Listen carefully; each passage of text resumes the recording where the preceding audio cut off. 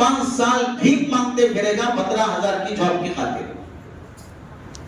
غیر ضروری غلط استعمال موبائل کا.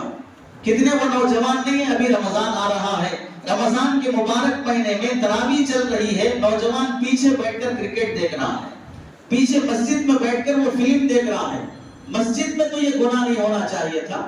اگر تمہیں اتنی نحوست ہے کہ تم توفیق الہی سے محروم ہو تو مسجد میں نہ مرتے، باہر مرے رہتے. لیکن مسجد میں آنا اور پیچھے صفوں میں بیٹھنا اور موبائل کھول کر وہاں فلمیں دیکھنا، سیریل دیکھنا اور کرکٹ دیکھنا. اللہ کے گھر میں تو دنیاوی باتیں کرنے پر لعنت برستی ہے، دنیاوی باتوں سے زیادہ گناہ کی باتوں میں مبتلا ہے نوجوان. کہاں وہ شوق، قرآن کی آیتیں پڑھی جاتی تو نوجوان بے ہوش ہو کے گر جاتے تھے. آج پورا قرآن پڑھا جا رہا ہے پھر بھی دل پر اثر نہیں کر رہا. موبائل کا غلط استعمال نوجوان لڑکوں اور لڑکیوں کو ماں باپ کا باغی بنا دیا ہے. معاشرتی فتنوں میں مخلوط نظام، کو ایجوکیشن کا سسٹم. جتنے مسلمان ہیں اپنی بیٹیوں کو پڑھانے کے لیے کون سے اسکول کا انتخاب کرتے ہیں؟ ہم مسلمانوں کے پاس معلوم ہے جس اسکول میں ہم چھوڑ رہے ہیں وہ اسکول غیر مسلم بھائیوں کا ہے، وہ عیسائیوں کا ہے. وہاں لڑکے لڑکیاں ایک کلاس میں ساتھ بیٹھ کر پڑھتے ہیں، ہنسی مذاق چلتا ہے، لڑکیوں کو چھیڑا جاتا ہے، چٹیاں پھینکی جاتی ہیں. جیسے ہی کلاس میں انٹر ہو یا اسکول اور کالج کی گیٹ میں انٹر ہوتے ہی سیٹیاں بجائی جاتی ہیں اور انہیں چیٹنگ کی جاتی ہے. بوائے فرینڈ نہ بنانے پر تانے دیے جاتے ہیں، گروپ بنا کر اکسایا جاتا ہے کسی کو بوائے فرینڈ بنانے پر. وہاں پر فرینڈ شپ ڈے منایا جاتا ہے، ویلنٹائنز ڈے منایا جاتا ہے، نیو ایئر نائٹ منائی جاتی ہے. وہاں پر 31 دسمبر منایا جاتا ہے. اتنی سب بے حیائی کے ماحول میں اپنی بچیوں کو پڑھانا، جہاں پر صبح روزانہ جانے کے بعد یوگا بھی کرایا جائے، سوریہ نمسکار بھی کرایا جائے، سرسوتی اور لکشمی کی پوجا بھی کرایا جائے، وندنا بھی پڑھایا جائے. اتنی کفریہ ماحول میں پڑھاتے ہوئے، بے حیائی کے ماحول میں بھیجتے ہوئے وہ ایک جملہ جسے بندہ ایک بار بھی اللہ کے خلاف شرکیہ بول دیتا ہے تو اتنا سخت گناہ ہے کہ اللہ تعالیٰ سورہ مریم میں یہ فرمایا کہ اگر شرک کا جملہ بولا تو یوں سمجھو کہ آسمان سے وہ پھٹ پڑا ہے، زمین زلزلے پہ آ جاتی ہے شرکیہ جملہ بولنے پر.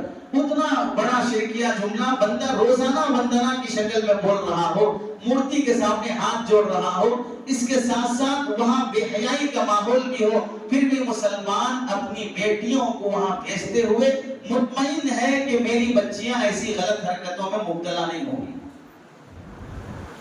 کو سسٹم کے بعد لڑکیوں کی حیا کہاں باقی رہتی ہے؟ ہم مسلمانوں کے پاس بڑے بڑے اجتماعات کرنے کے لیے پیسے ہوں گے، بڑے بڑے جلسے کرنے کے لیے پیسے ہوں گے، بھاری بھاری شادیاں کرنے کے لیے پیسے ہوں گے، جوڑا جہیز کی رسمیں پوری کرنے کے لیے پیسے ہوں گے، اپنی اولاد کے ساتھ آؤٹنگ کو جانے دبئی اوٹی گھومنے کے لیے پیسے ہوں گے، ہر سال بار بار حج عمرہ کرنے کے لیے پیسے ہوں گے، مہنگی مہنگی گاڑیاں خریدنے کے لیے پیسے ہوں گے. لیکن مسلمان قوم کے پاس اپنی نسل کو پڑھانے کے لیے اپنے اسکول نہیں ہوں گے. اپنے اسکولوں میں اپنی اولاد اور نسل کو پڑھایا نہیں جائے گا. غیروں کے اسکولوں میں بھیج کر وہاں بھیک مانگا جائے گا کہ ہماری بچی حجاب میں آئے گی، نقاب میں آئے گی، فلاں میں آئے گی.